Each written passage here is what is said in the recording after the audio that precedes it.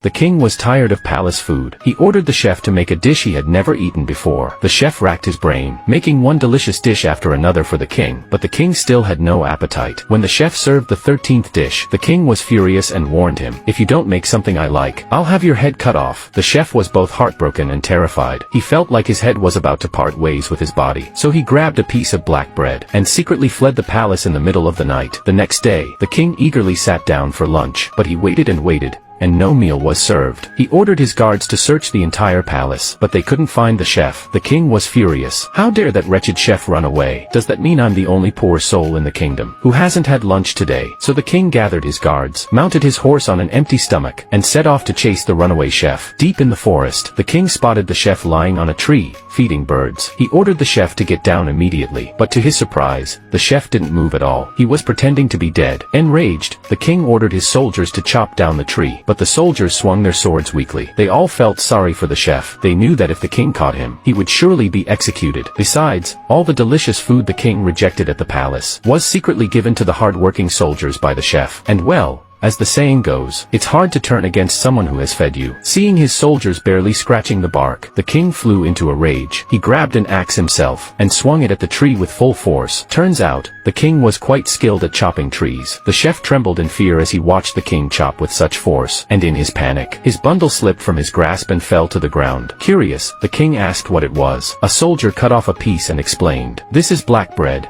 the food of the poor." The king took a bite, and his eyes lit up instantly. He had never tasted anything so delicious in his life. He looked up at the chef and said, "Come down, I forgive you. I can't believe you never told me you could make something this good." Finally, the chef climbed down from the tree. From that day on, he became the king's most trusted chef, because every meal he made always came with a piece of the king's favorite black bread.